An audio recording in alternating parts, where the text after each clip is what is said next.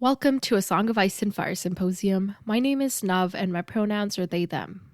And my name's Harmat and my pronouns are Hershey, like the chocolate. And this is A Storm of Swords, chapters 59 and 60, Sansa and Tyrion. In these chapters, weddings be cursed, y'all. Don't get married in Westeros. Basically.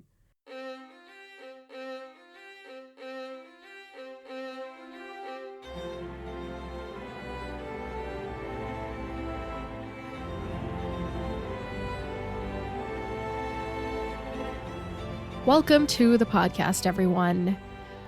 Before saying anything, I am just going to acknowledge that I'm a snot-faced monster right now.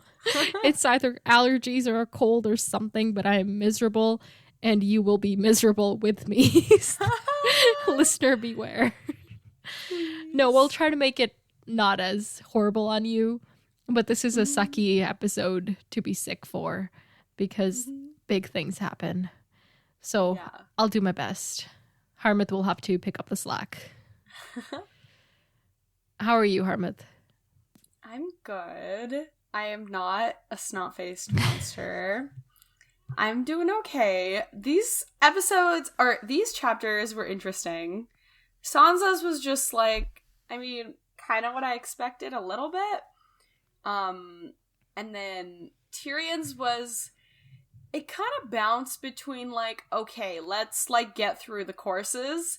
Just because it was so long, like I was like, there's gotta be something happening at the end, you know? So every time I was just like, okay, like let's move on. And we've already seen like so many weddings recently that it was just kind of like, okay, yeah, wedding, whatever. And also like, but then it was me going between that and also like, oh my god, what is the shit that is about to break loose right now? Like, were you dreading something bad for like Sansa or like our people that we like? Not necessarily. I honestly wasn't anticipating anything bad. I was just anticipating something big. Right. That was the only way I could describe it. You got that. Yeah, like I didn't, I think I expected something bad for Lannisters. Like, that was kind of where I was expecting it to go. But I didn't expect the fucking king to die. Did you have any reactions that were worth, like, recording? Okay, so at the end of the Tyrion chapter, Nev left a sticky that was like, just record in your case, reaction. In case you had record one. Your reaction. And so I, like, picked up my phone and did do like a little voice note, but honestly, you'll hear the reaction. It wasn't like a, oh my god, it was more of just like a, really? That was kind of more my reaction. Like, I was kind of just a little bad bit like, things can happen to Lannisters. Exactly. It was just like a nice little like, okay, so the heroes don't get plot armor, but the villains also don't? So did this kind of restore your faith in the series a little bit? No. Okay. Because as I said in my thing, I was like, whenever bad things happen to people we don't like, it comes back tenfold worse for the people we do like. So now I'm just kind of worried about everyone else. But there was a moment of like, I even said it, like, I picked up my phone and I was like, am I a bad person? Because I kind of don't feel anything. I kind of was just like, okay, especially because Joffrey was being such an asshole in these. Yeah. That there was really no sense of empathy that I felt. I think the only empathy I felt was when Cersei was kind of hunched over him. I was kind of like, oh, like, she's sacrificed everything for him and, now he's dead. That was really the only kind of human connection I felt to Joffrey's death. What would it take for you to gain your faith back in the series? The series? Yeah. Not faith back, but just to be like, not be so cynical about it. Not be so cynical about like it? Like Ned would have to like come back from the dead or something. Basically. I think so. I'll think on that question and I'll see if I have an answer. But for right now, I think the breaking is a little too recent. Okay. Fair enough. All right. Yeah. Summary, right? That's the thing. I can't. I forget everything. You can just use one sentence. Joffrey dies. Okay. That's it. Okay, sounds good. Oh, wait. Who dies in these chapters? Oh, I forgot the best one on the best episode. I'm happy to answer. Okay, just how sick I am. You want to know who died in these chapters now? Joffrey Baratheon! Sorry, you can't hear that. Joffrey Baratheon! Okay, so you saw it on your own screen as something that would not be... No. I heard myself and realized that you wouldn't be able to hear it. All right, because I did not. That's so funny. Anyway, Joffrey Baratheon is dead! That motherfucker in his grave, but not yet. I don't know how anybody could think you're an alto. I'm dead. No, I just was like, I don't know. Like, honestly, I think the more that I talk about it, now I'm getting excited that he's dead. But I think in the moment, there was just so much to think about. And honestly, I still haven't flushed out my thoughts. Like, I don't have a prediction for you on how this happened. I just have a bunch of, I have a thought web, but none of them connect. Okay, well, we'll talk about some of the stuff within the chapters. Yeah. But yeah, don't be out here expecting some literary marvel from me. All right, so now we can do the summary. Okay. 3, 2, 1, go. Okay, they get ready for the wedding. They go to the actual wedding ceremony. They do the exchange of cloaks, whatever. Tyrion and Joffrey are having like a face-off this entire time, and then they talk to Viper, which was an interesting conversation. And then what else happens in Sansa's chapter? She's kind of like, oh my god. Part. Yeah, but I don't really know how to, like, I already kind of said that. Yeah, the wedding happens. Like, that was just kind of it. And everyone's like, oh, slay, like, it's the new year, you know? Yeah, switch. Okay. And then in slay, Tyrion's... get it. Sorry. No, restart my time. Okay. So in Tyrion's chapter, they get back, and now they're giving, it was the gifts, and then now here they're like, it's the post, like now it's like the feast, the 77, the pie, you know, everything. And Joffrey's like being real terrible, and there's the dwarf fight just to kind of make fun of Tyrion, basically.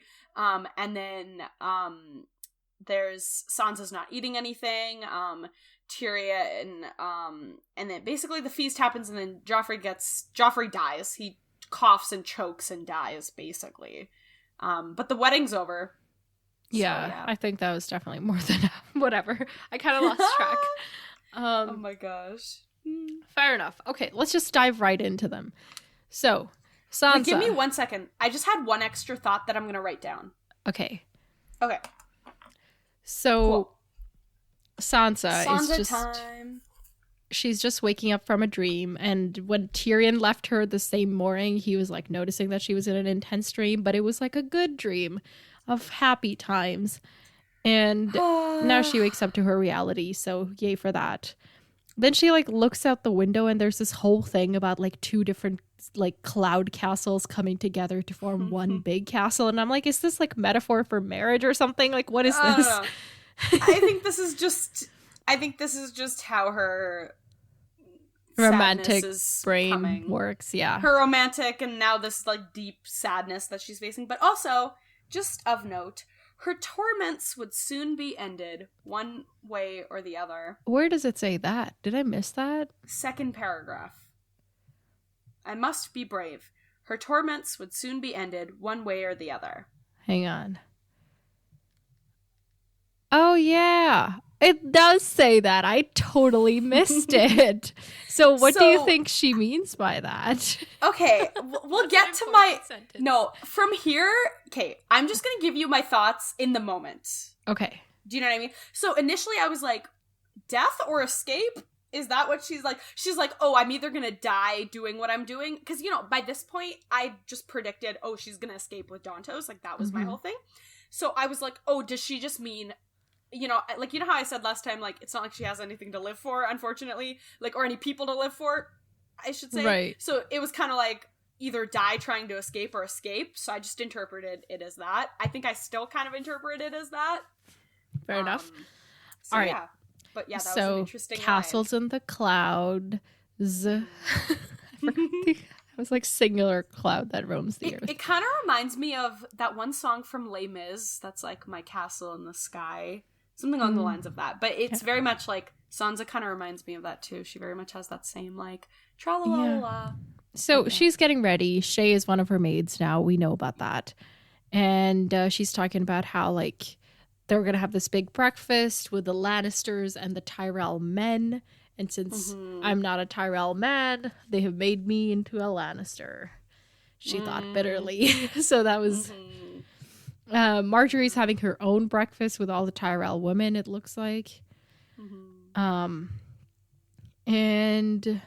they're bathing her, and she's just kind of dreading the day, but also, you know, what can you do about it? Yeah. Tyrion comes in. Oh, sorry, go ahead.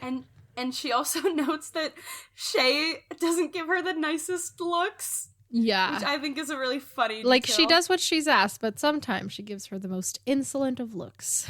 Which, I love that. Yeah. Go off, Shay. Do your mini rebellion. So Tyrion comes back, and he's got Podrick with him, and Sansa's reflecting on how at first she's, like, wary of him because he's a pain. But now she realizes that he's more afraid of her than she's afraid of his uncle or cousin or whatever. So yeah. Oh my gosh. And she asks him about his house colors and, like, the sigil and stuff. And Tyrion's like, yeah, he'll tell you about the coins on that sigil. No doubt he'll confide it to your toes one day. Oh my god. Just poor Pod. Poor Podrick. Oh, I love him. Man, they do not give him the credit that he deserves. But yeah, basically it's the new year, and Tyrion is not, like, looking good right now. Like, homie looks like he has not slept a wink. And we know he hasn't because he's been with Shay all night. Anyway, so they get dressed. That's basically all of it. And they go to the breakfast, and they have food. It's whatever. They're, like, feasting before the feast, which is just, like, so excessive. Yep. Cersei presents Joffrey with her wedding cloak of, like, Lannister colors. Which is interesting. Like, y'all ain't even trying to pretend he's a Baratheon anymore. Yeah, y'all are just straight up going off. I'm like, oh, okay. Yeah. And then it's off to more presents. Apparently the bride and the groom each get presents, like, the morning of their wedding, like, separately, but then they get, like, together presents after the wedding. So it's just, like, double presents, which I feel like we should just be like, single presents for me the day before my birthday, and then double presents for me the day of my birthday. Like, I kind of want that. I love that. So anyway, that's a tradition from the Reach, so that's cool. But he gets, like, a bunch of stuff. Like, somebody gives him, like, a bow and riding boots and, like, all kinds of bullshit like that. Redwine. Lord Redwine gives him, like, a model of a ship that he's gonna name King Joffrey's Valor. And Joffrey's all, oh yes, I will sail it when I go to kill my traitor uncle Stannis. Please. And Sansa's noting how he's playing, like, the gracious king today, and he could be gallant when it suited him, but it seemed to suit him less and less. Oh my gosh. Then Tyrion gives him this book. What is it called? Something of Four Kings? Lives of Four Kings. And it's this, like, really rare book. There's only 4 copies of it.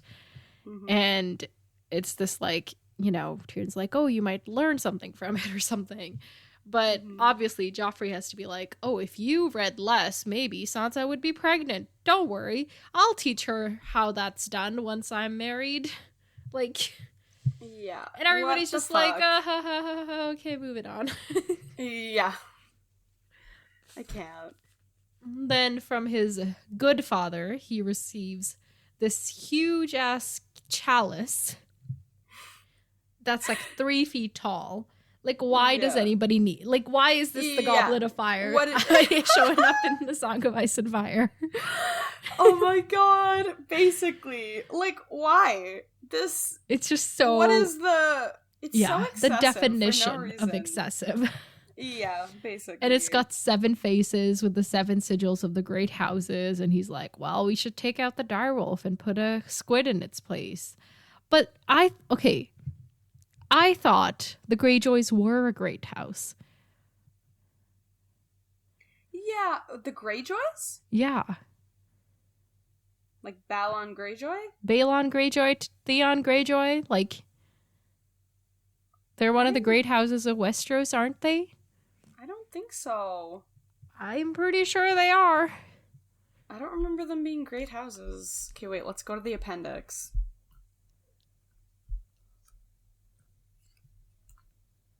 No, the appendix just says, like, other houses great and small. Like, I remember from the first book where it was, like, all the great houses and the Greyjoys were in there.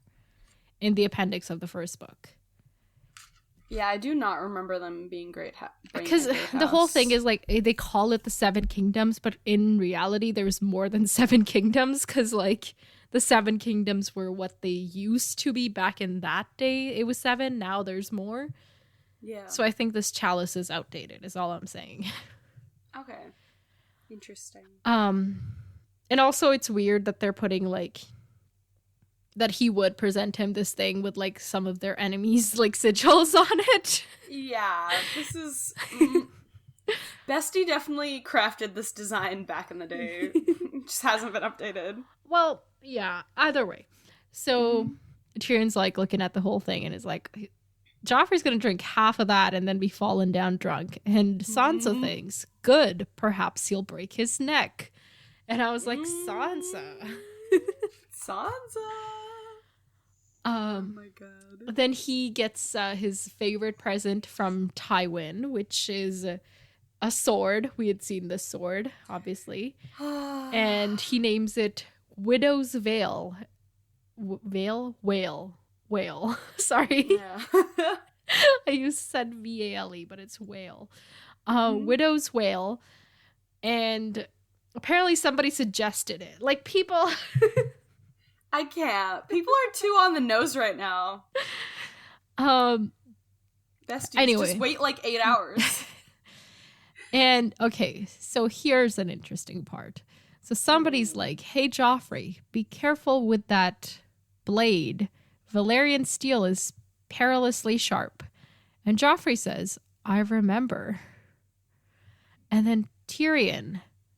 And then he's also like, yeah, I'm no stranger to Valyrian steel. And he, like, cuts up the book Tyrion gave him.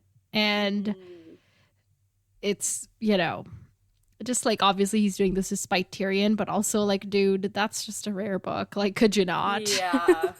That took so long. Like, yeah. Get the fuck out, Joffrey. And they're writing these books by hand. So, like... Yeah. Yeah. Yeah. Man. Poor dude. Yeah, and okay, so in this chapter and in Tyrion's chapter, there's Sir Garland Tyrell, who is, I think, Marjorie's brother. Yeah, Marjorie's brother, Yeah, he's kind of on Tyrion's side in all this. He's like, yeah, hey, your grace dude, you know, that was a pretty rare book you just fucked. Like, there's only 4 of them. Like, the fuck? Yeah. And then below that, so he says, oh, there are only 4. And then Joffrey says, now there are 3. And when I was reading this on my phone, on my, like the Kindle version, the word Joffrey was split into 2, where it was Joffrey. And I was like, who's Joffrey? like the phrase for a second, like I got confused. Oh, that's so funny. Not Joffrey.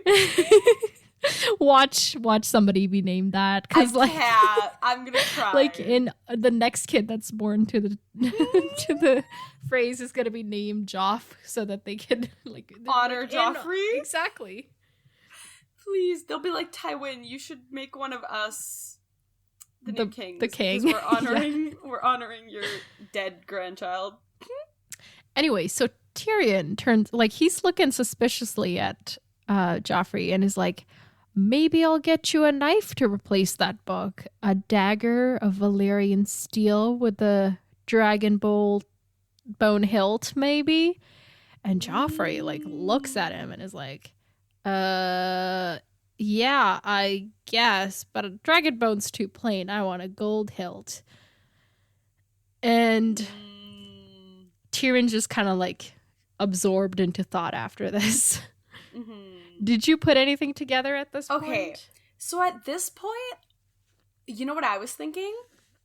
I was thinking like, oh, Tyrion's distressed because he found out about Jaime. So that's why, so now Jaime, like, you know how they have that other weapon for Jaime too? I forgot that was also a sword and not a dagger. So I was thinking about it as, oh, is he going to give him Jaime's gift? Like, are we this disappointed in the Jaime thing? And I was like, no. I was so confused. I was like, what? I wasn't even thinking about Bran at all. That's like ages ago. It does kind of come out of nowhere, doesn't it? Yeah. 3 books later. You know what's so funny? They bring it up and then they kill him before we could even be like, did you do this? You know? Yeah. Like, what? We bring it up only to kill him literally a chapter later. Like, we have, like, okay, have we ever solved anything? Like, let me tell genuinely? you, some of the things, even the things that we're that waiting to be solved are going to be solved in this book. Some things. Slay. Nice. Some things. I won't say everything. Okay. Because my thing is, I feel like they'll make it think like something's solved, and then a book later they'll be like, remember that? That actually wasn't like that. Because, well, this was not at all solved. Like, we knew Tyrion was in it, but we had no idea who else was. Oh, yeah. Yeah.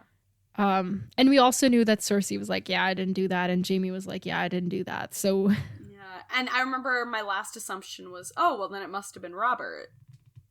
Yeah, kinda. Yes. Yeah. So, I don't know. I guess... I don't know. We'll talk about it later. But yeah, so at this point I hadn't, thought about that at all. Yeah. So breakfast ends. They're walking over through the yard and they run into Prince Oberyn and his paramour, Illyria Sand. And, she's this cool kind of person. And, I think Sansa says, she doesn't not fear to even look the queen in the eye. So I kind of like that. Mm-hmm. And, they're talking about, how horrible it is that Joffrey cut up that book. And they're talking about the kings from the book and how one of them poisoned his own nephew to gain the throne. And then there's Cersei accuses him of poisoning his nephew at the end of this. This was interesting. So my personal theory is that, one of my personal theories, I should say, I have two leading theories right now. One is Prince Oberyn taking things into his own hands.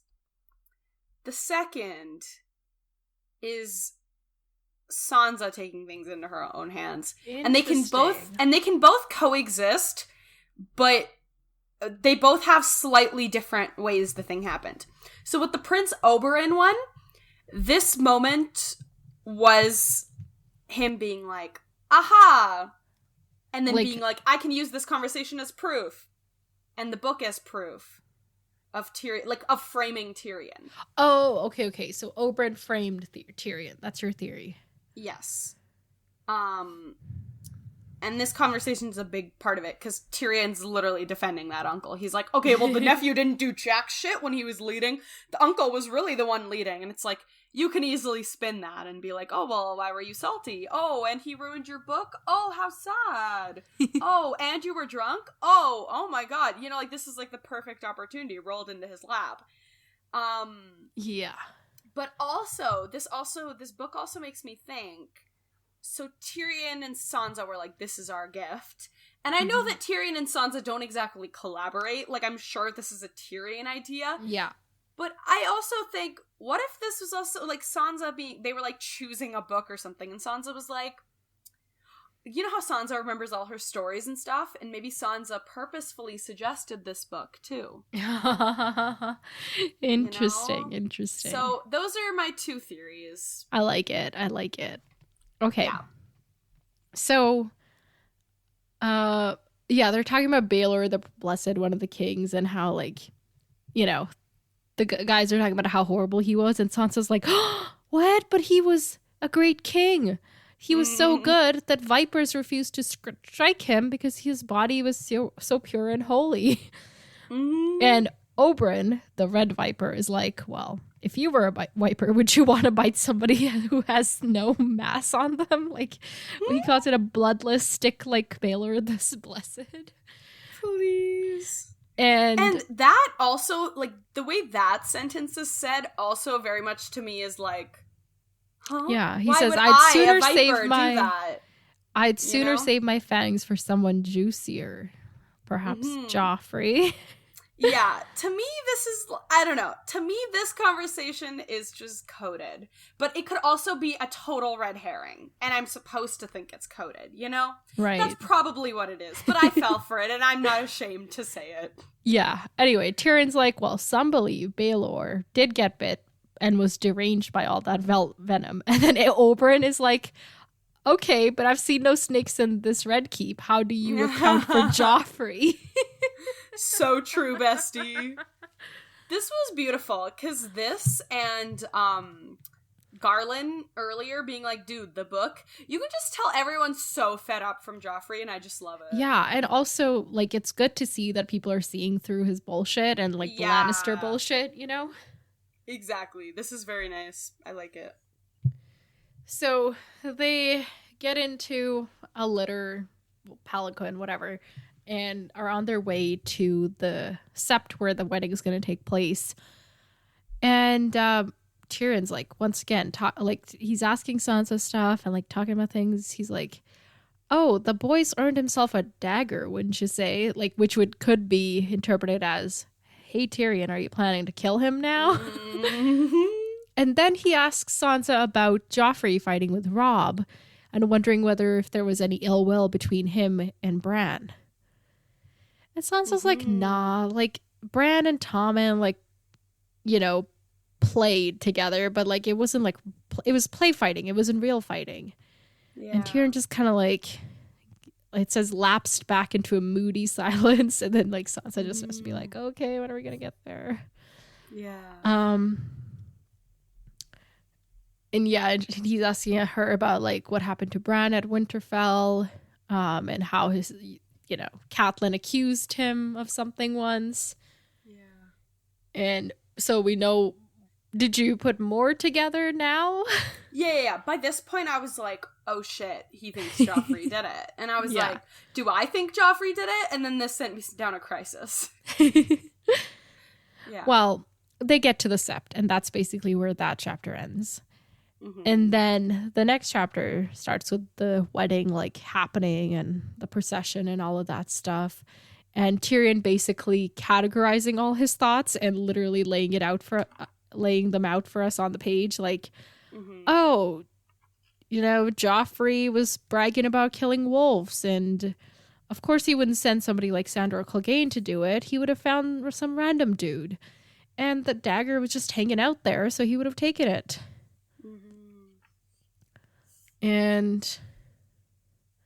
But he still doesn't know why Joffrey would do this. Yeah. Was it just him being cruel?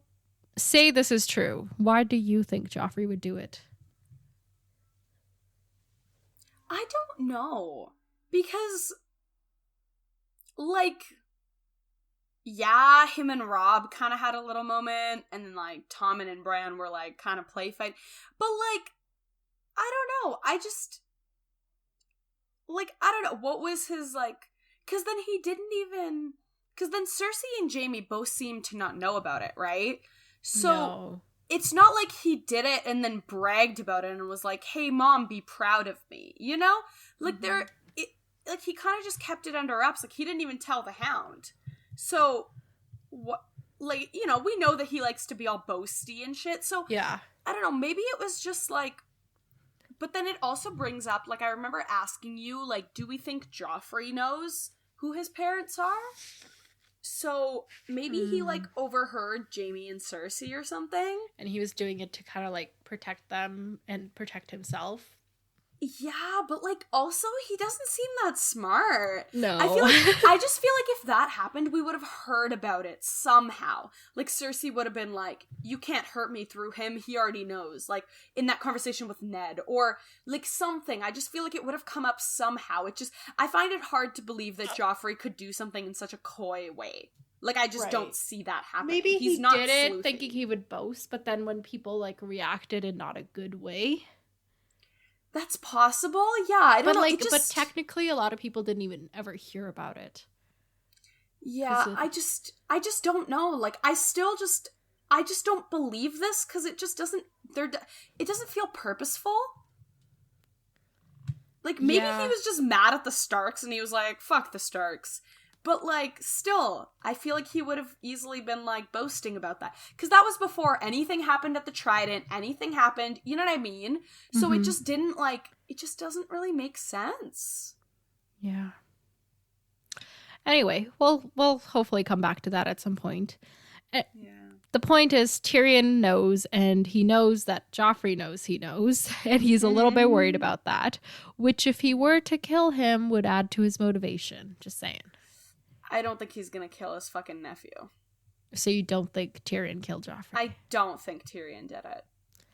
All right. I think that would be a complete 180 on his character, because we've had several opportunities where he was like, I want to kill that boy, but I wouldn't. Okay. Fair enough. We've seen that too I just like to point out any, like, breadcrumbs. Yeah. In case they point to anything.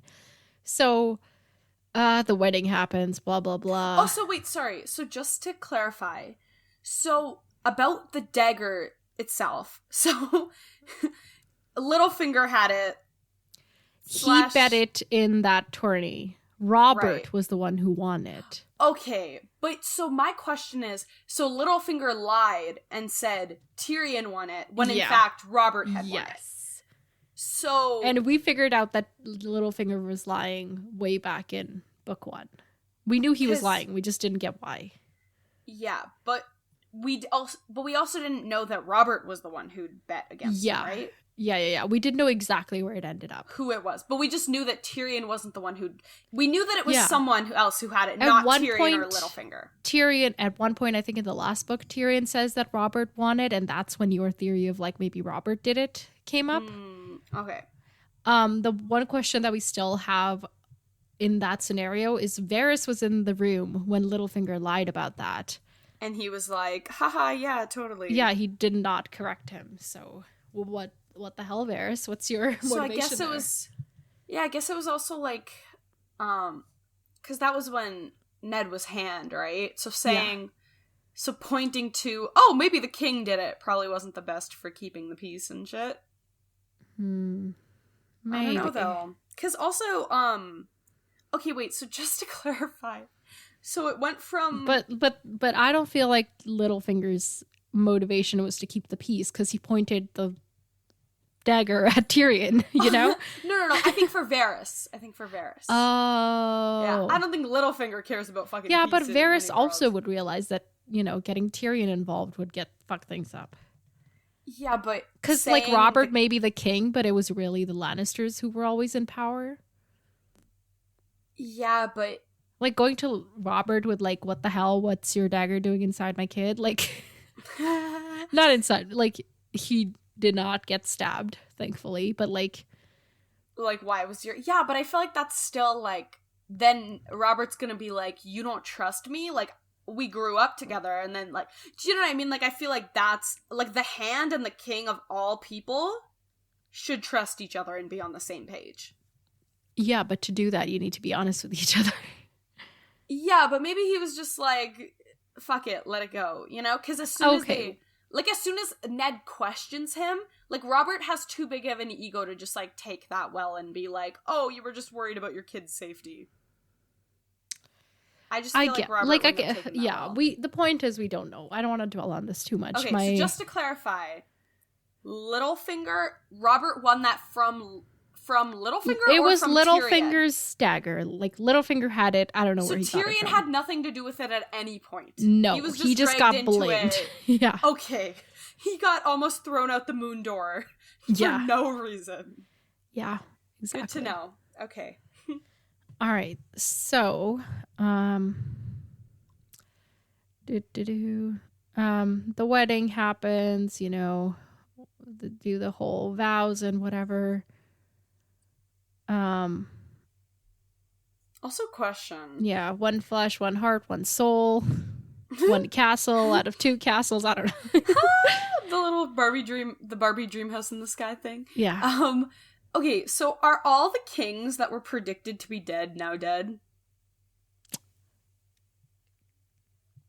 Or is there one left? Do I need to go back to... She predicted Balon Greyjoy, dead. Joffrey Baratheon, dead, and Robb Stark. Dead. Yeah. Damn. So Bestie was right. Why did I doubt her like that? What? Everything she tells us is gonna happens, and I'm still like, also, nah, she's capping. Now, do you think that's enough proof for Stannis to burn that little kid? Oh shit, it might be. Right? So that's something we have to worry about now. Because we've seen him twisting the rules lately. Yeah. He's getting desperate, man. I don't like this. You know what I remember? Okay, I said this in my little reaction too, but I remember when I was like, the only people I don't want to win at this point are Stannis. Like, I'd rather keep Joffrey rather than get Stannis. Just because with Joffrey, it's like, it's an evil that we kind of understand, but with Stannis, it's just like, he's so righteous that sometimes you just don't even know what he's gonna do. The Stan the Man fans are not gonna be happy with us with that statement. I don't know if I still stand by that. I just remember saying that, like, a while ago. Okay. I remember being like, I don't know if I'd want Stannis to defeat Joffrey. Like, I'd rather everyone else defeat Joffrey. Just because with Stannis, like, because think about how many people, like, because, his whole thing of, like, I'm gonna restore justice for every single person. So, like, I remember I was worried about the Starks. Like, what's he gonna do for the Starks? Because they were technically, like, supporting Joffrey. Or, like, do you know what I mean? Like, not supporting, but, like, they're trying to be king in the North. And he's like, that's not a righteous claim, So I'm worried about all the collateral damage. Like, is he gonna bend the rules in those moments where he should a little bit at least, So, I don't know. I'm just worried about that. But, I mean, Joffrey's dead, and that's good. Well, Tommen's the king now, which means... I love that. Slay that Tommen! Really, Tywin is still king. That's fine, but at least now we don't have someone going in and messing up. Like, that's true. Just ordering people to take off others' heads just willy-nilly. Yeah, we don't have someone, like, trying to... Take the head off that Billy. Okay. What? Willy-nilly take off the head off that Billy. Okay. Take the head off that Billy. Was I talking to you on the phone when I came across that silly meme that was like... Yeah. You can't be shortening stuff all willy-nilly. William Nilliam. Yeah. That was William funny. Nilliam is too good. Oh, okay, that was such a tangent. And then Nobody knows what we're talking about. No. But then after Nev said that, I was like, I'm gonna name my kid Nillium. And then Nev was like, are you gonna name your dragon Nillium? No, it was Direwolf. Or are you gonna name your direwolf Nillium? After the question we got in that email last recording. Yeah. So speaking of which, I'm just gonna address this now. We do have a couple emails, but since I'm not my best right now, we're gonna delay them to next recording, okay? Okay. Sorry, folks. I just don't feel up to reading right now. If we can do this episode, that'll be good enough for me. Yeah. And I feel like this also, will run speaking long. of emails, everybody who was like, which wedding would you like to attend? Would you have liked to attended this wedding then? Oh my god, this one? Like Joffrey's wedding? Mm-hmm. Probably because what was your answer before? Was it like Sansa's It was the one where nothing really happened. It was Sansa's, because I was like, other than the bride crying, it's fine. So, would you rather attend this than Sansa's wedding? No. Because, sometimes I get so unlucky and sometimes I get so lucky, and I feel like this would be one of those cases where I'd end up, like, right beside Joffrey, or I'd be the one who made the fucking pie, and then I'd get thrown in jail. You know what I mean? So I'd rather just stay at Sansa's wedding. So, Sansa's wedding, it still is. Anyway, they get married, they go back to the castle, and... people love Marjorie, and they love her so much that they're willing to love Joffrey again. This even made though, me mad. yeah, like Highgarden was the one responsible for their, like, what's it called when you don't have famine? But then they brought in the food, so now everybody loves them. And also everybody loved Renly, so like Marjorie's used to, he says she had belonged to Renly, which I was like, oh, but whatever. Oh yeah, and then Tyrion's like, I wish I could have like skipped town for this wedding. Littlefinger was the clever one for that. Littlefinger's missed quite a few weddings. He has. Lately. He hasn't been at any of the weddings. I don't think. Well, he wasn't even at. Yeah. He hasn't been at any of the 4. Okay, wait. So well, Edmure, he's too busy Joffrey, getting married Sansa. On his own. Oh shit! Yeah. He's at his own wedding. I hope the groom dies there too. That would be lovely. Can Littlefinger promote himself to a position of king, and then Melisandre can predict his death too, and then he dies and we get rid of him?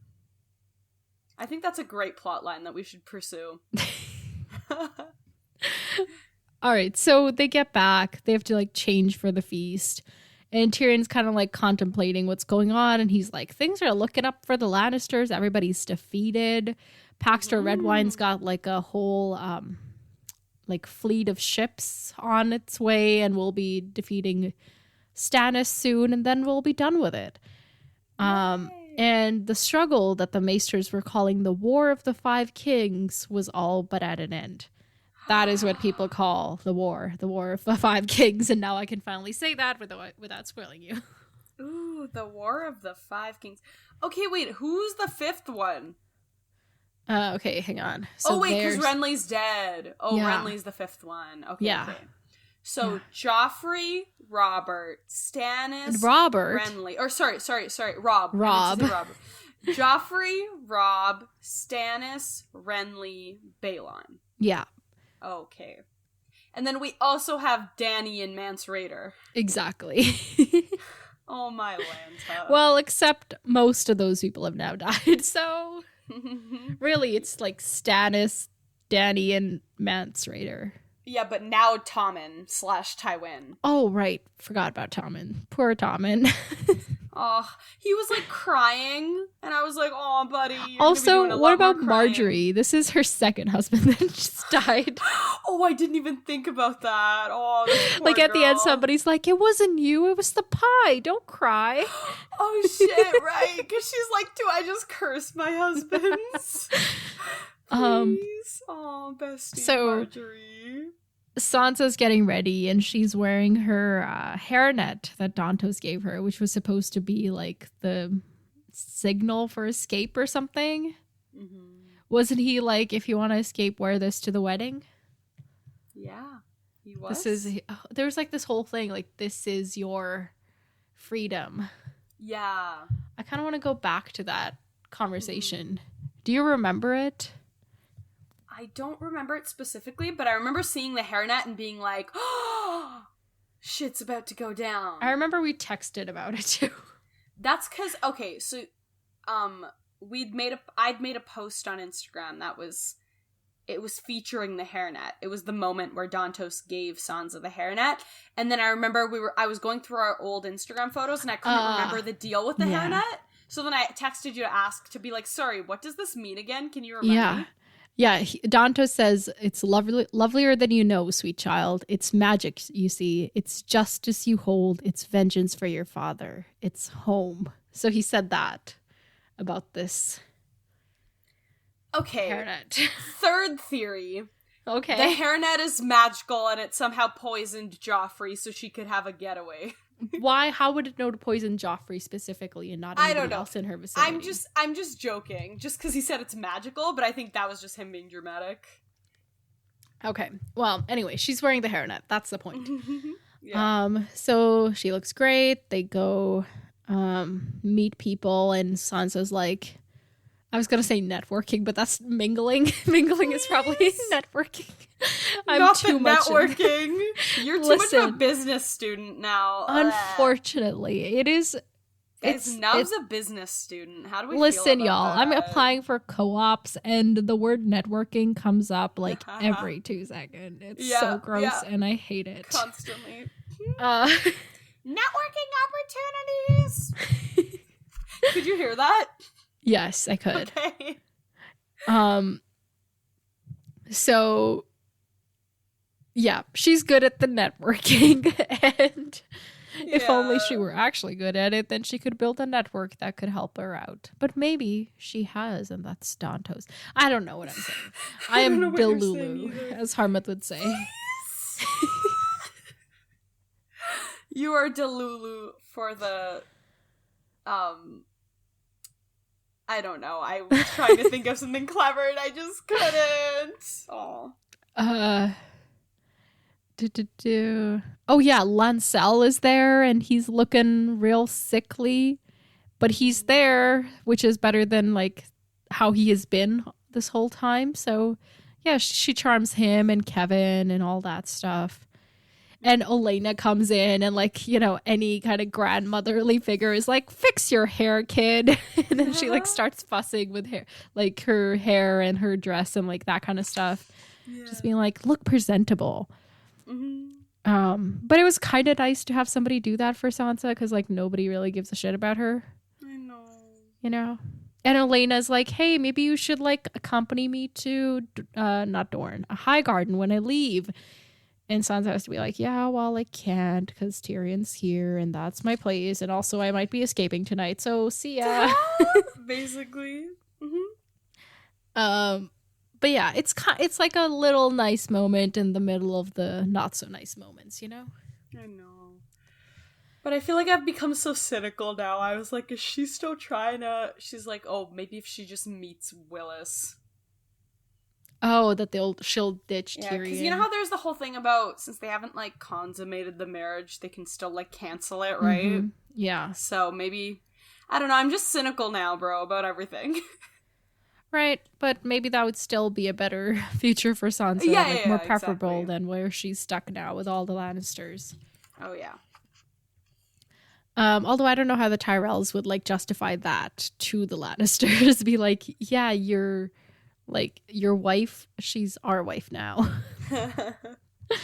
Oh my god. I think I meant to say, like, daughter-in-law, but I just said wife and I just went with it. She's like everybody. No, ew. So bad. Ew. Oh, I'm sorry. I take it back. It was horrible. It's okay. Oh, what is it? Okay, so they go sit down. There's a lot of music and stuff. And Joffrey or Marjorie ride... Sorry. Also before that, I just had a thought. So when he's talking about, like, oh, this wedding is basically now just, like, it's super, like, splendid and, like, nice. And it's also just, like, us showing off our power. Because, like, who's gonna go after us now? Like, everybody be dead. You know? Uh-huh. But, like, when they're talking about that... I don't know. Okay, so who do we have left that even, like, likes the Starks? Like, we still have that one group, right? Like, the people who went over to, like, Holland Reed. And, like, the Mormont lady girly. Yeah. But, like, what are they gonna do now? Like, are they just gonna, like, go back to life? But it's, like, they were so committed to his cause, so I feel like I don't see them not doing anything. But it's, like, what can they do? You know? Yeah. I don't know. And the same thing with, like the River Lords and shit. Like, are we just gonna... and, like, Brynden. Like, you know, one of them, like, someone's gonna, like, go march on River Run. Like, so is Brynden gonna be able to hold that? Like, I don't know. I don't know. This is worrisome. That's a lot of good questions that need answering. Worrisome. I don't like this. Well, good thing we have 2 more books. Not the 7 we need, but 2 at least more. Yeah, anyway, everything in this series worries me. Yeah. Other than Pod. Pod's cute. I like Pod. All right, so Marjorie, Joffrey ride in on horses because they're extra like that. Mm-hmm. And everybody's just sitting down, hanging out, drinking, toasting 77 dishes while there are children starving in the city and men who would kill for a radish. Yay! And Sansa's like, throughout this whole thing, like basically she's really nervous, can't eat, not really paying attention, just like the whole thing. Mm-hmm. And during this whole thing, like, because in here I still was like, Sansa's gonna escape and all that, right? And I don't know, I had a whole conversation in my head with myself about like how like Sansa and Arya are both like very brave, but in like very different ways. Like even the thing we talked about last time with like Sansa being like, oh, like Sansa going to Cersei and like telling her that her dad's gonna take her away, like, yeah, we fucking hated that, and it was like, Sansa, how dare you have the audacity, but like, that was pretty brave. It was foolish, but it was also like brave, you know? Oh yeah, she doesn't lack guts, but she's just been put in situations where that doesn't come into play as often. Yeah. I don't know. I was just thinking about it, and I was like, do you think she's still gonna be able to escape tonight? I hope so. I really hope so. Okay. Because it's only gonna get worse. We didn't think it could get worse. And then Joffrey died, and somehow they're gonna be trapped in prison. Like, come on. Yeah. Well, okay. So Tyrion's noting like where everybody's sitting, and he notes that Laria Sand is sitting among the Dornishmen, which have like a place of honor, but it's like far from the Tyrell, so like everybody's happy. Because that was like a point of like, where's she gonna sit kind of thing. Yeah. And he's just noticing all the like couples being like lovey-dovey, and he's like, oh, I wish I had that kind of thing. Mm-hmm. And he's just really sad. And also he has been drinking all day. He's not in his best like place of mind. What is it called? Like mindset? State of mind. Yes. State of being, if you will, or whatever. Mm-hmm. There's lots of singers. One of them sings about the, gallant Renly who then came back from the dead to rectify his mistake of trying to usurp his nephew's crown and all that stuff. Oh my gosh. And Marjorie cries at that one.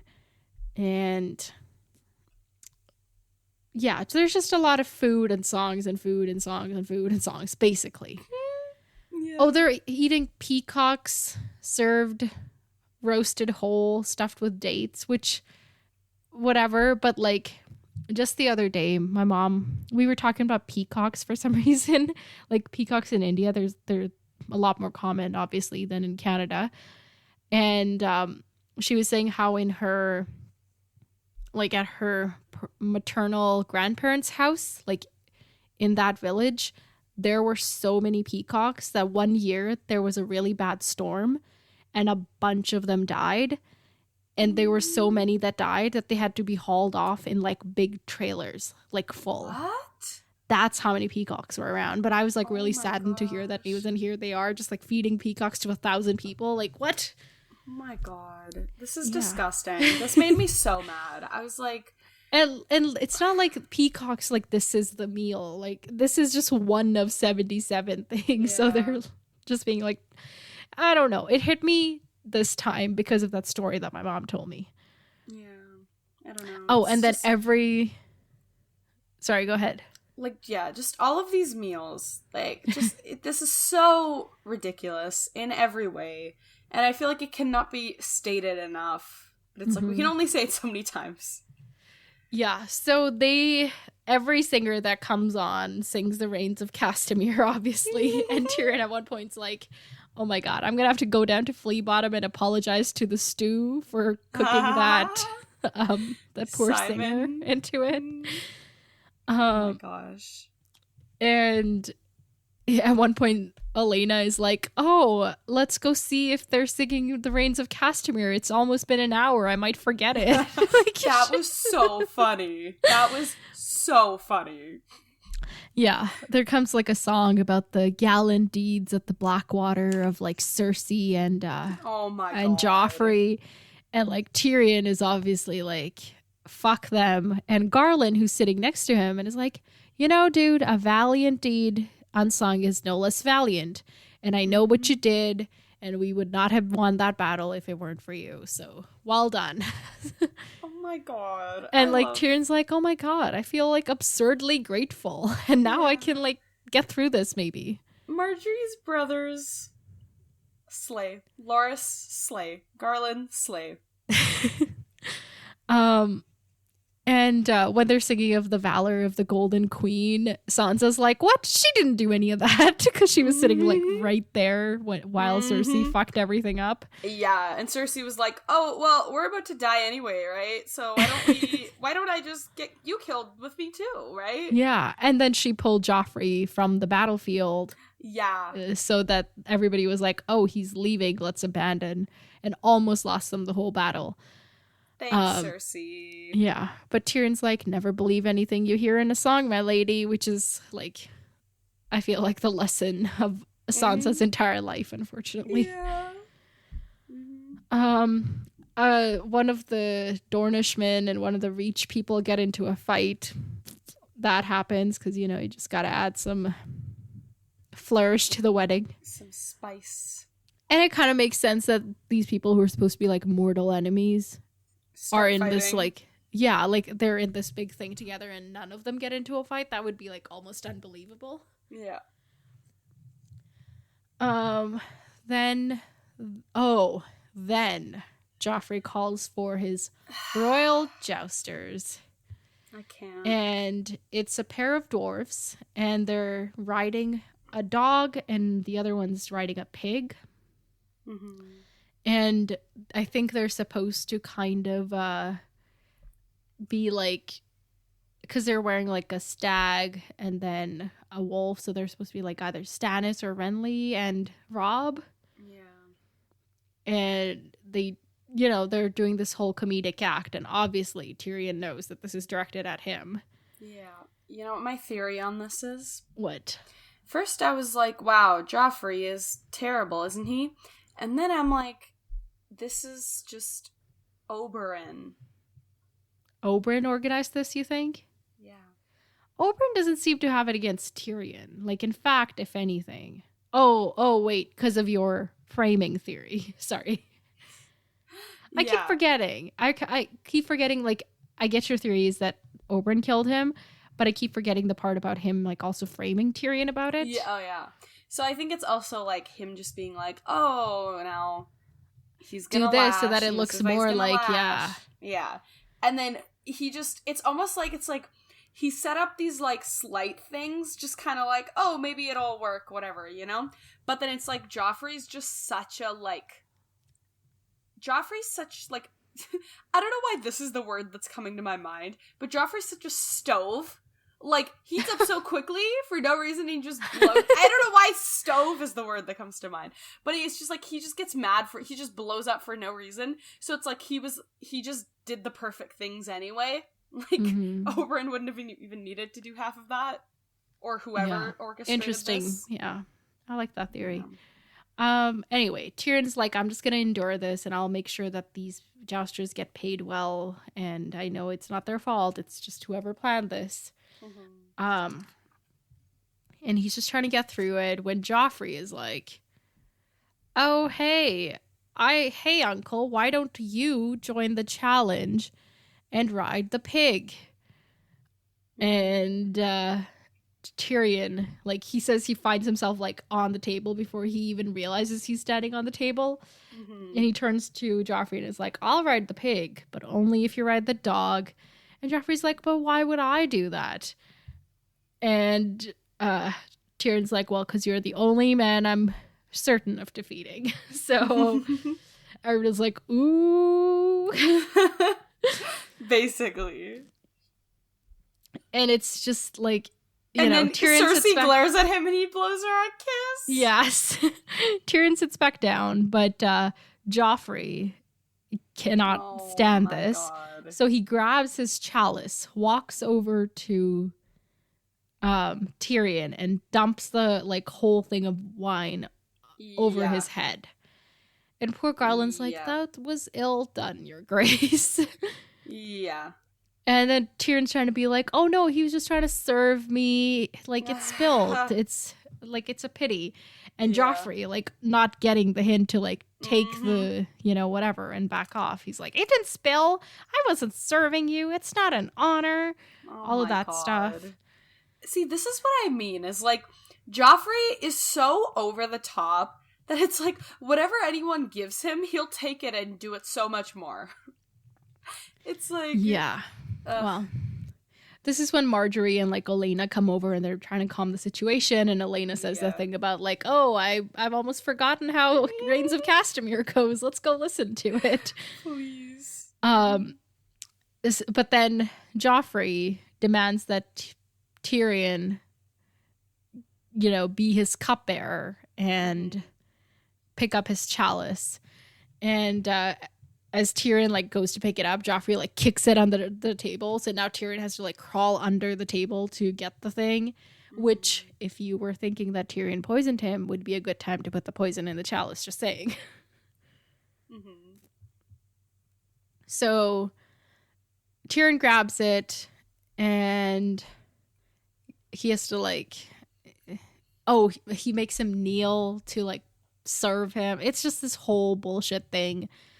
And then they bring out the pigeon pie, which distracts Joffrey for a second, which is this pie. It's, like, actually made of pigeon, but also has live pigeons in it that fly out once you cut it. It's, like, this whole elaborate thing. Yeah. It's, like, wedding cake to too many next levels. Oh my gosh, yeah. Like, wedding cakes already are ridiculous to a point where, like, I heard of somebody, I think this is common now, but people have, like, cardboard cakes for photos, but then have, like, a regular cake that they actually eat on off to the side.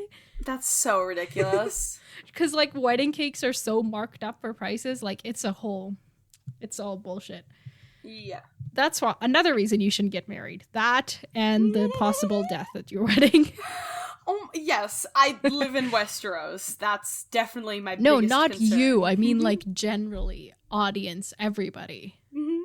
Yeah. You're not getting married. You're a child. Sit down. Oh my gosh. Okay, so blah, blah, blah. Yeah, the pie. Joffrey, like, wants to, like, cut it with widow's wail, and Marjorie's like, let's calm down. And they have Payne bring his sword, which I thought was just, like, a way for, like, Sansa to see that it wasn't the sword. Oh my god. Yeah. Because he brings his sword and it's not ice, and Sansa's like, where's ice and what's happening? And even Tyrion's like, I should have sent ice back to Robb Stark when I had the chance, but now I don't because it's not there anymore. Oh my gosh. So they cut the cake, pigeons fly, blah, blah, blah. And okay, so Tyrion, after that, after the pie is served, Tyrion, like, gets to go up and he's like, let's go take a breather and I need to change. And as he's trying to do that, Joffrey's like, where the fuck are you going? You are my cupbearer. You need to serve me. Go grab the chalice, which is, like, just sitting on the table. And Tyrion, like, climbs back onto his chair to reach it when Joffrey, like, yanks it out and, like, drinks from it. And is just being a dick about it. And then he's like, oh, look at this pie. You have to eat it. Otherwise it's ill luck. So he grabs Tyrion's pie and starts shoving it into his face.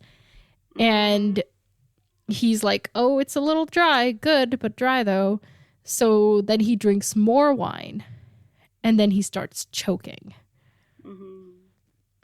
Now, people are like, oh shit, he's, like, choking. Help him. Like, yeah. The Queen of Thorns is like, help the poor boy, dolts. Don't you all stand around gaping. Help your king. Like, she has to, like, tell them. Yeah. And Marjorie's freaking out, of course. And, like, everybody, like, people, like, kind of push Tyrion out of the way and are trying to, like, do CPR or shit or something, you know? Just trying to get whatever's stuck down his throat out. Yeah. And, like, in the chaos, Tyrion is, like, weirdly calm, but, like, also realizing that Joffrey's gonna die. Yeah. And as Joffrey's like in his last moment dying, his like eyes bulged. He lifts his hand, reaching or pointing at Tyrion. Mm-hmm. And then Tyrion's like, thinking about Robb Stark's wedding. Mine was much better than this. That's what I mean. Like, Sansa's was just like Tyrion being embarrassed and Sansa crying. Like, that was kind of it. The rest have been so dreadful. This is not okay.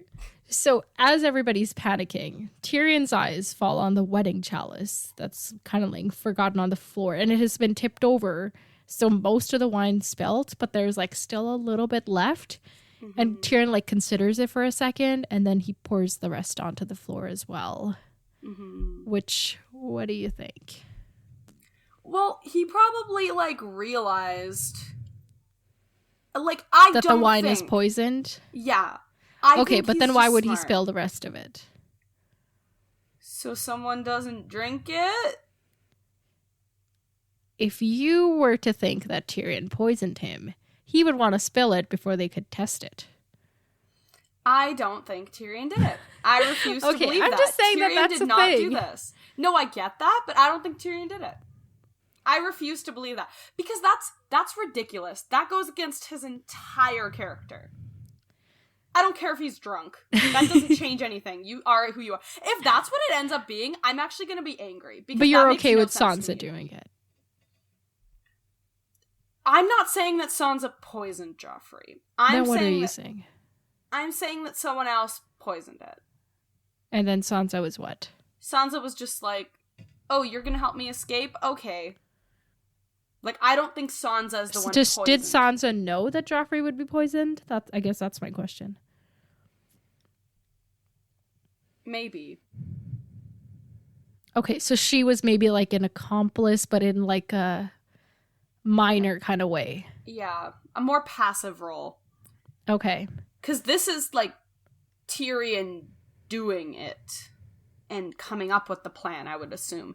In Sansa's case, like, she's very much reliant on other people. Like, it's like Dantos is like doing something, or like she didn't think of this plan herself. At least I don't think. Okay, interesting. Also, where would she get poison? Like, it's not like she can go to the maester and be like, may I have some poison, please? Yeah, like, Sansa just doesn't really have a lot of power or resources. She just kind of has to go with who's there and would even be willing to help her, you know? Yeah. But yeah, anyway. I can't be okay with this being Tyrion, because that makes no sense. That's fair. I just like to be contrary. And it's kind of no, that's fair, but you're really making it sound like it's him, and now I'm mad. Like, not at you, but like at that. Like, that's not okay. That doesn't make sense. Make it make sense.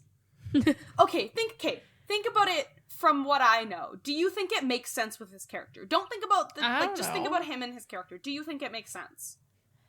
I guess it would be outside his thing, but then it also like maybe this is like. He has thought the exact thoughts of, this would be a lot easier if I killed Joffrey, but I'm not going to. And his entire That's when he was in power. Now he's like in the lowest kind of point of his life. Like, he's really unhappy. So maybe that's something. But I get it. Like, and his whole thing is he did literally cook that singer into a... Yeah, but his whole thing is being loyal to the Lannisters. The first book... all we ever heard about him was about his loyalty to his clan and his people, regardless of them being trash. Okay, I guess. All right, I get it. You don't like it. No, I just don't think it makes sense. No, okay, I get it. I get that too. Okay. Let's get through this. So, Tyrion's looking around, trying to spot Sansa, but he can't like see her because there's like a whole like chaos of people. You know, just running around. And finally, Cersei screams and he knows that it's over. And he's thinking to himself, I should leave. But instead, he approaches her. And she's a mess. And Joffrey's dead. And she won't let go of him until people, like, literally have to pry her away from the dead body. Which, of course, like, that's a bummer. I say bummer, like it's oh yeah, just this mother lost her child, no big deal. No, this was really, I felt bad. This was the only moment where I really felt bad. Yeah, the only time Cersei and Catelyn have related to each other. Basically. Oh my And, gosh. you know, people are praying, trying to comfort Marjorie that it's not her, that it was the pie, like he just choked on it. And oh my gosh. Cersei's like, he didn't choke, he was poisoned. Arrest my brother, he did this. Him and his little wife, they killed my son. Take them. And that's where the chapter ends. Oh my gosh. Where's Sansa in all this chaos? Sansa is escaping, man. Hopefully successfully. Okay, I like that. I mean, I want Dantos, that to be true. I think Dantos has a getaway plan. I really hope so. Yeah, because otherwise she is really fucked. Yeah, There's no way she would survive this. Yeah, no way. Speaking of that, Tyrion is definitely there. Is he gonna survive this? I think they'll just, like, arrest him, but give him a trial. Okay, like a trial by trial by combat, or like a trial, like in a courtroom. I think in the courtroom vibes. Okay, interesting. And will he win this trial? I don't know. I don't really have a prediction for you for that. Okay, so you don't know whether he would. Yeah, okay. You would be. Also, my question, just so I can get inside Tyrion's head a little bit. So, like, last time we saw him and Shay were having a good night, and then the sun was up, and they were like, Happy New Year, we gotta go to the wedding, right? Mm-hmm. That was what we'd seen before these chapters. And then suddenly in Sansa's chapter, Tyrion's acting all weird and being like daggers and Joffrey. So was it like he was realizing that when he said, oh, I have experience with Valyrian steel? Like, was that his moment? I think that was thinking about it? No, I think that was kind of the trigger that said, because the rest of the chapter he's like thinking it over. Okay. Like he hasn't reached the conclusion, I think, until like he's standing in that step being like, I need to pee, but also this is a revelation. Yeah. Okay, that makes sense. Because I was like, before that, like, where, how, whom? No, you know how something like really random sparks like a thought in you, and then you're and like, it's like a big thought. Yeah. Okay. And then it just like keeps growing and growing, and you're like, this makes more and more sense. Right? Okay. And everything weird before that was just being tired, having stayed up all night vibes. Yeah, okay, I think so. Because like, I think just from Sansa's... Like, also being at a wedding while being in, like, not a great marriage kind of sucks, you know? All of that.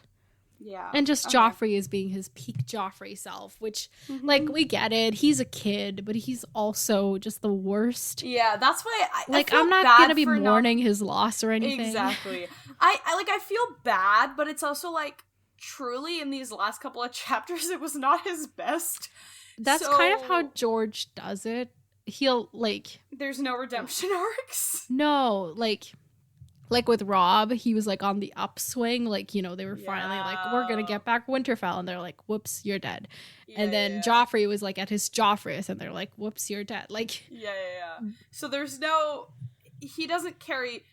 He doesn't do it for the character development. He does it for the plot.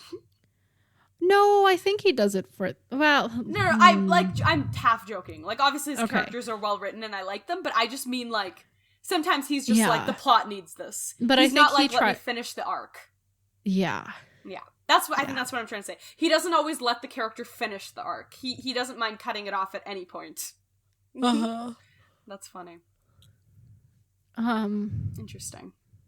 Yeah, it's just like that weird balance of, like, highs and lows or whatever. Yeah. Okay, now I'm really upset. I really hope this isn't Tyrion. I really hope this is just you gaslighting me out of thinking it's the Red Viper. Okay, so your actual theory is that it's the Red Viper, and that somehow maybe Sansa would be involved. Or Sansa just took advantage of the moment. Maybe Sansa was like, I'm just gonna wear this, and Dantos is gonna know, because she's still been hanging out with him at the Godswood. Mm-hmm. Or maybe Dantos was just like, hey, we have a plan. And maybe Red Viper recruited Dantos. Like, maybe Red Viper knows what's going on, you know? Okay, but Oberyn's the one who did this. Oberyn's, like, the main, for like, revenge for his sister and her kids. Yes, yeah. because he's like, I ain't getting this. Who else is giving this to me? And maybe he was frustrated. Take the justice if I don't. And maybe get it. he was exactly. That's totally his personality. And maybe Tyrion wasn't. Tyrion said every time I see Red Viper, he asks me about this, and he probably wasn't giving him satisfactory answers. So he was like, "I'll blame Tyrion. I don't fucking care," you know. Yeah. No, fair enough. So I don't know. I just really hope it's that, because I don't know. With it being Tyrion, like, I really don't like that. Because I like to like one of the Lannisters, you know? Yeah. I like liking him. And that would, like... we like Jaime. Yeah, but that's different. He also pushed a kid out of a window. I don't want Tyrion to have a pushed a kid out of the window moment. I don't want him to have a poisoned his own nephew moment. You know? All right. I don't know. I don't know. That who's just seems Marjorie foul. gonna marry next? Who's gonna want to marry Marjorie after this? Please, I can't. I mean, the Tyrells are pretty powerful, but that's the yeah. only Like reason... honestly, everybody still wants to marry Marjorie. Exactly. I just meant that in like a gross way. But it's also just like it's an interesting dynamic though, because it's like she's technically queen, but they never consummated their marriage, so she's technically also not queen. So exactly. So I it's think like, she's just like the queen on the shelf kind of thing. Yeah. So is it like, can she now marry Tommen and they can just continue as how guess. things are? Like, can they do that? Yeah, and then who's she gonna marry once Tommen dies? Oh my god. Well, then it'll be like down to like Marjorie and Marcella will get married, and then we'll have like a queer little lesbian queen moment. That would be so cute. Ugh, this series could never. Man. Anyway, so yeah, so that's up in the air. Like, what's Marjorie's future? Like, this really does fuck things up for the Tyrells. Mm-hmm. Obviously, well, I don't know how much it's a bummer. Okay, I keep saying the word bummer because can't think of a better one. But obviously, it's horrible for Cersei. Yeah. Sorry, Cersei. Tywin, I'm sure he like doesn't like that somebody in his family was so publicly killed and all of that. Yeah. But I don't think he fucking cares. He's probably happy that like Tommen's not the one who died and it's Joffrey, because Tommen you can easily manipulate. You know exactly. So it kind of like it'll mess up. Easier. It'll just like delay their stuff. They're gonna have to figure stuff out, but it'll be okay. I think he's probably gonna be more concerned about like Tyrion and his role in this. Yeah, exactly. Because if his own Lannister son could do that, like that opens the door for, especially if that becomes the public opinion. Like he might, regardless of whether Tyrion did it or not, he might also try to put it as someone else just for the sake of not getting people's like rebellion going. You know what I mean? Like if his own son could betray him, like right, what's he gonna fucking do to us? You know, like so. I think. Yeah. So if there's a trial, who do you think will be on Tyrion's side? Like, hold back him. What's Garland? Okay, just the one person. I think so. Him and Podrick Payne. And like Bronn. Bronn's been with him through all the trials. Yeah. Trials and tribulations. Also, we don't know this for a fact. It just seems that the wine was the one that was poisoned. It could have been that the pie was poisoned. Yeah. Or that he just choked. I think that's really unlikely. And also the least interesting plot point. Exactly. But do you think it was the pie or the wine? I feel like the pie, like everybody's eating that pie. It's harder to like... Yeah. Then if it was the pie, he ate Tyrion's pie. So does that mean that somebody was trying to poison Tyrion? Yeah. Or it could also be like, then it would almost require Sansa or Tyrion to have had a very active role in it. Because it could be like, poisons it then and there.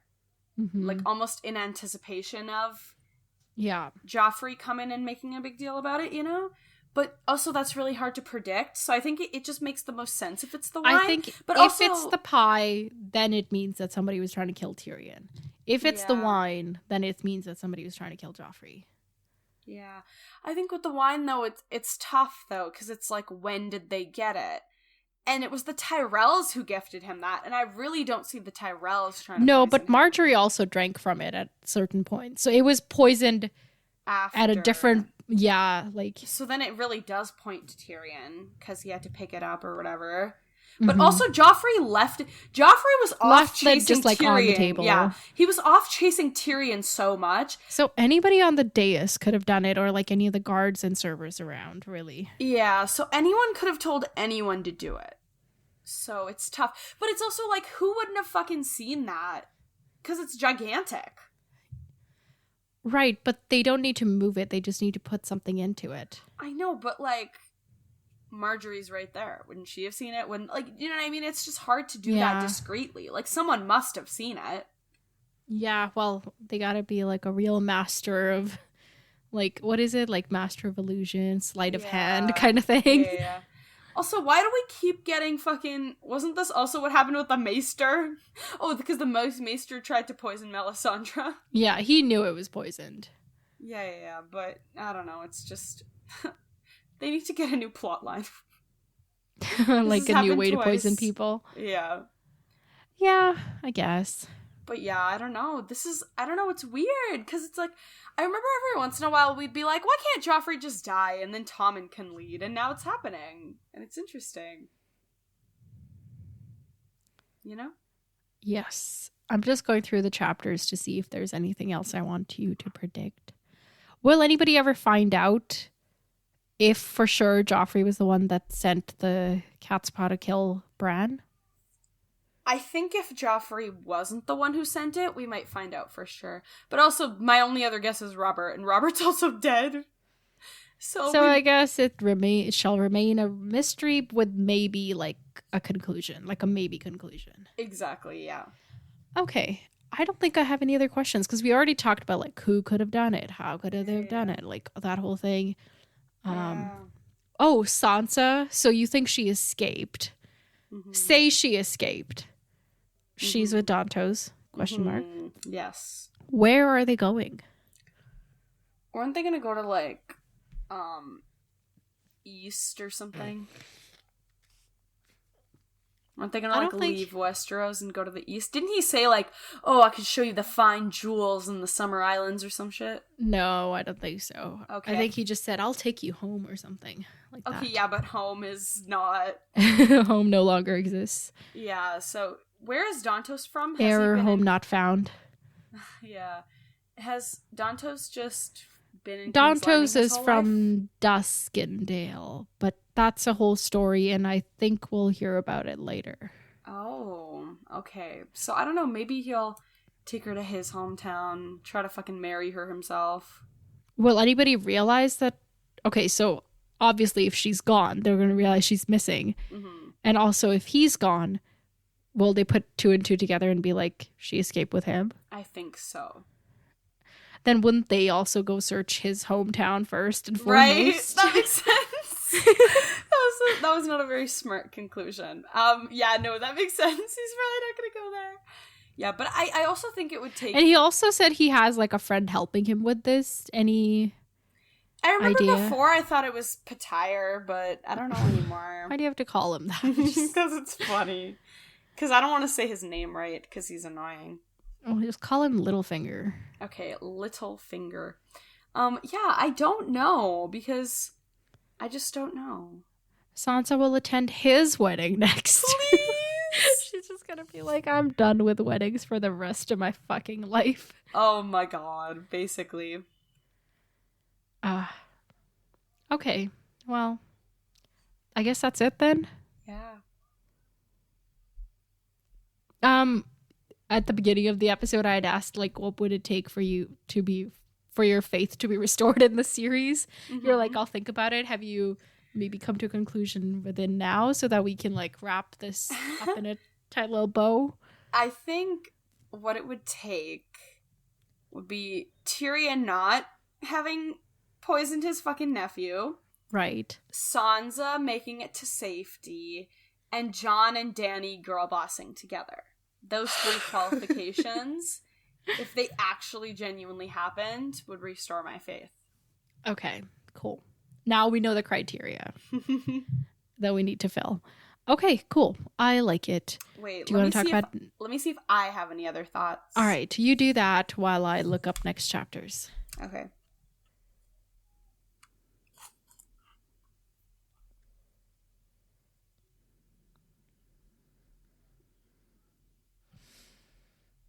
Oh, we're getting closer and closer to the end of the book.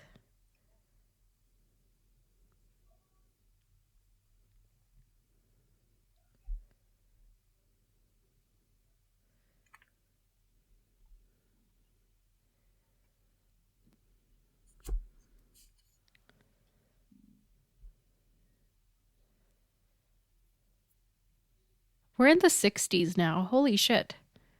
That's terrifying. Okay, just one more thought. I had a momentary theory that I then dismissed. But if we're already predicting family members killing family members, I had a quick moment where I was like, did Tywin do this just to make shit easier? But then I was like, no way. Do you think? I don't think so. But that was a momentary theory. I'm going to say it just in case. You never know.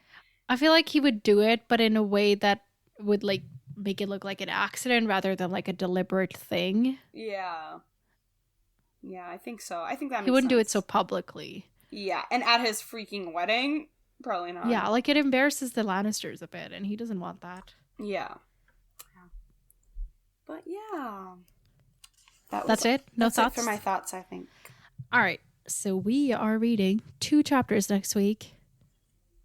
Ooh. Hopes, predictions. I mean, I kind of want to just see Sansa and Tyrion again. I need to know what's going on here. Fair enough. Well, we're reading chapters 61 and 62. Mm-hmm. Chapter 61 is, in fact, Sansa. Okay. So we'll see what's going on with her. Yeah, maybe we'll see her escaping. Maybe she'll get caught in the halls of the keep and thrown into the cells with Tyrion. Can you be a little more positive? I'm just trying to be you for a change. Hey. That's low. Okay. And how many pages is it? Oh, I forgot to check. I'll get back to you on that one. Okay. If I don't, then just go ahead and count them. And who's next? Chapter 62 is Jaime. Jamie! Okay. We have not seen him in a while. Maybe wow, are you having Jaime withdrawal? No, I was just realizing, like, because we, like, focus so heavily, like, on the Starks, like, the Red Wedding, and, oh, by the way, this wedding is known as the Purple Wedding.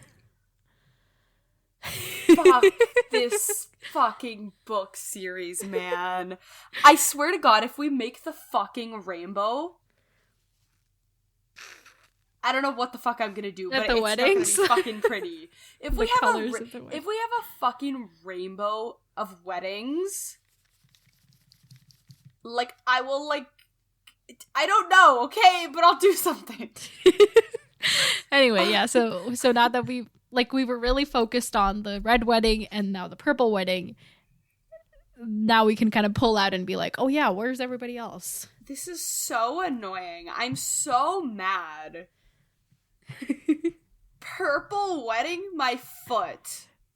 It's because it's your favorite color. You're like, why does it have to be Joffrey's wedding? Why is it purple? Well, at least Joffrey died, so that's like it's not like it. I know, but it's just like, why do we have an entire rainbow of weddings? Like, that's so sad. Like, what is happening? Why do we have to... What does Westeros come to? Oh my god, I'm having a crisis about this now. You guys, I ended these chapters so happy. Now talking about them for an hour and a half has just stressed me out. Like, Tyrion's become... And, like, like, purple... I will not stand for it, okay? Alright, do you want to name it something else? I don't know. Maybe I'll name it Ding Dong, the Joff is dead. I'm just saying because like people are gonna reference it as the purple wedding. I like people might write in. I might say it. So do you know what I'm talking about? Yeah. Can we just call it PW? So I don't know. I can't promise that. I can't promise that I'll remember it. Okay. Whatever. So that's done now. Okay, do we actually make a rainbow of weddings, I'm not saying. Okay, do we get at least one more colored wedding? Like yellow wedding? I can't remember, if I'm being honest.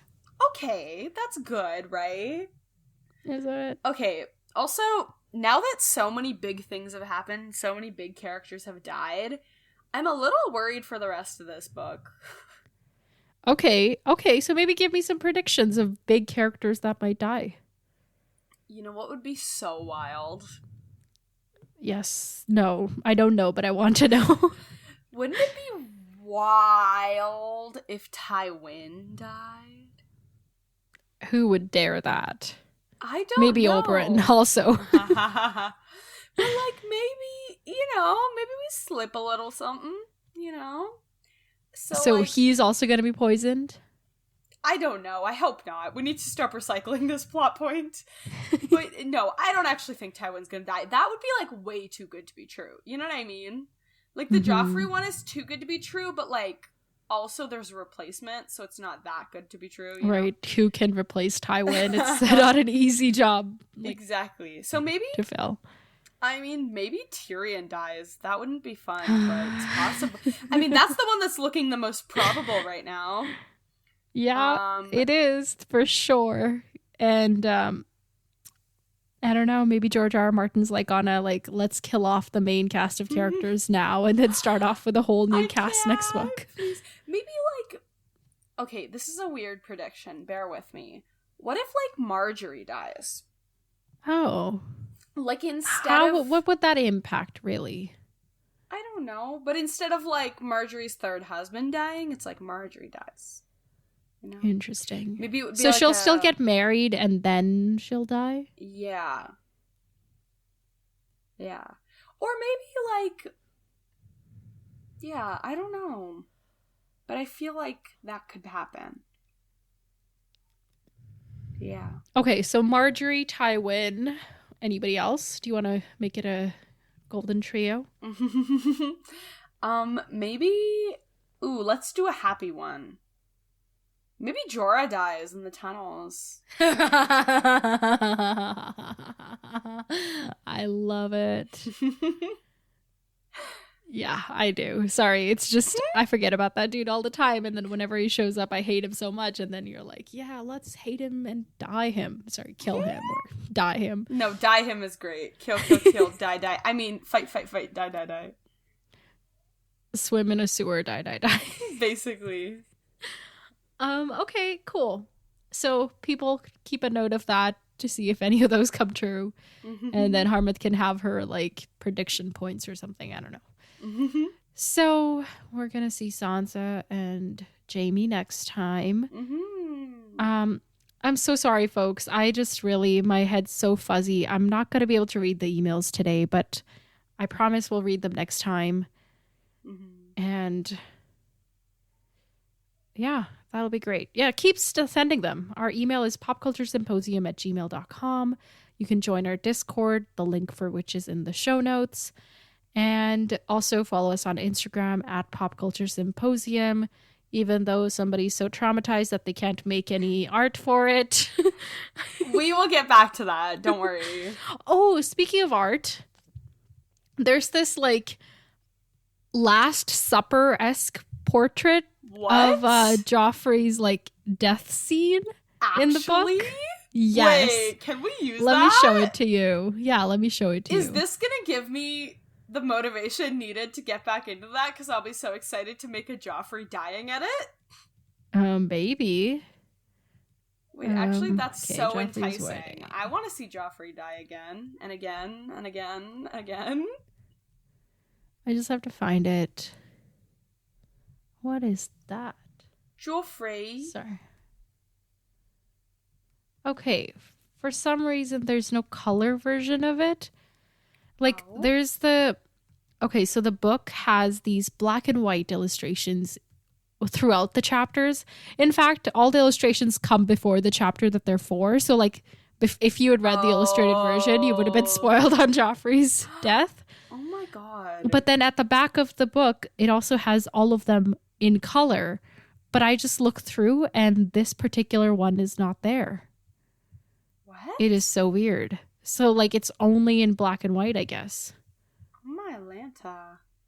I'll show it to you, but you'll see what I mean by like Last Supper-esque aesthetic.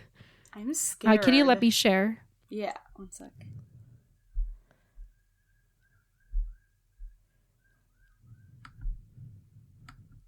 Okay. And if you don't end up using it for our Instagram, we can share it on the Discord, along with your notes from the Red Wedding. You have your book in front of you. Take a picture now and send it to me. Okay. Do you see it? Oh, hang on. If I zoom in, it doesn't quite work. So I'll zoom into like specific parts. So I think that's like Olenna Tyrell. That's some guy. There's a random dog, which was in the show. Oh, sorry, in the book. That's Tyrion, it looks like. And over here, we've got Cersei. And that's Joffrey. We can't even see his face. Oh my god. But like, do you see how everybody's like in that like Last Supper pose? Yeah. Oh my god. That's so funny. Yeah. So all this shit's going down. I was looking forward to seeing the colored version of that. I'm really disappointed that it's not there. Yeah. Huh. Okay. Anywho, that's it for today, folks. Thanks for hanging with us. Looking forward to the next chapters, right? Anything to add or do or whatever, Harmat, before I call it a day? All right. Until next time, farewell, my friends. Talk to you later.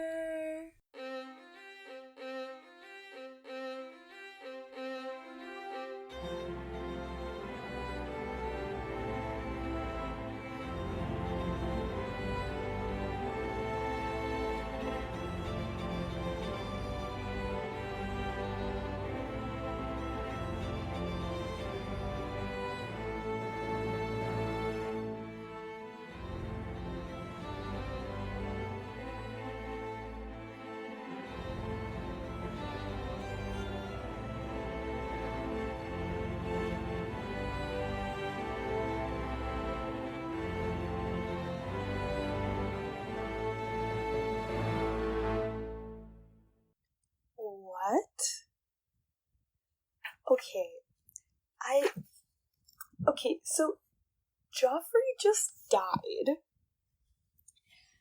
And like I kind of feel like a terrible person because I don't really like care. You know? Like I'm a little shocked and confused.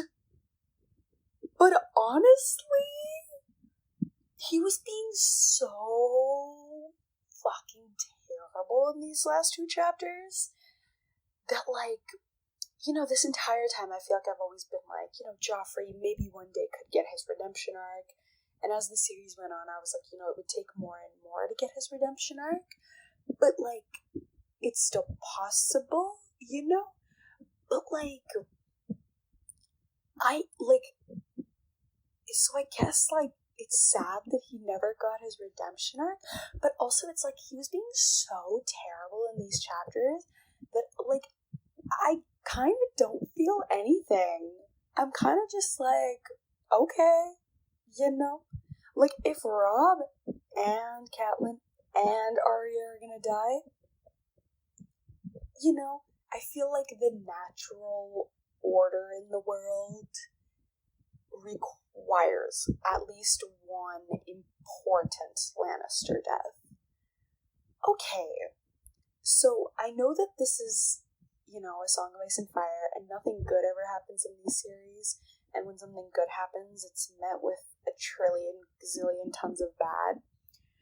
But I want to be a little bit hopeful, like, maybe this is a good thing, you know?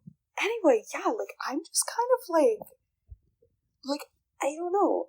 The only ounce of compassion I feel is just, like, for Cersei in this moment a little bit. But even then, I'm just kind of like, it's not that, like, I think that Joffrey deserves to die, but I just think that for the greater good of Westeros, it's not a bad thing that he died. Anyway, yeah, at the bottom of this chapter, Nav wrote for me to record my reaction, but, like, I feel like this isn't a very exciting reaction, because I'm just kind of like, okay, yeah, and, you know what I mean? Like, but this is, yeah, like, this is, okay.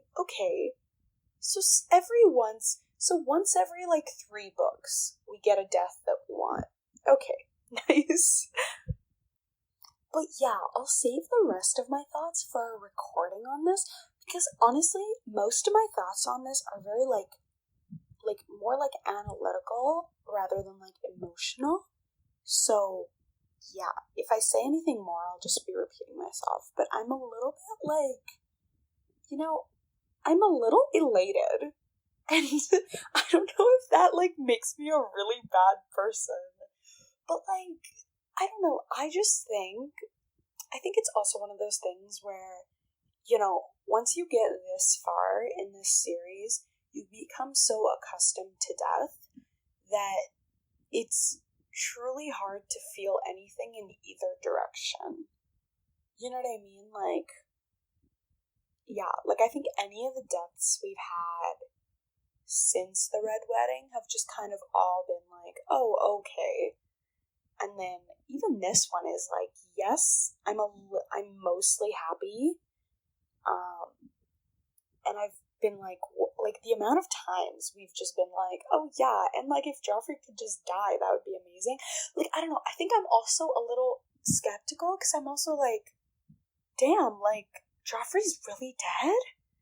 I don't know, like, I don't know, but I guess it's the trade-off of, yes, Joffrey's dead, but no one's here to take advantage of the fact that Joffrey's dead, and are we just gonna end up with Stannis again?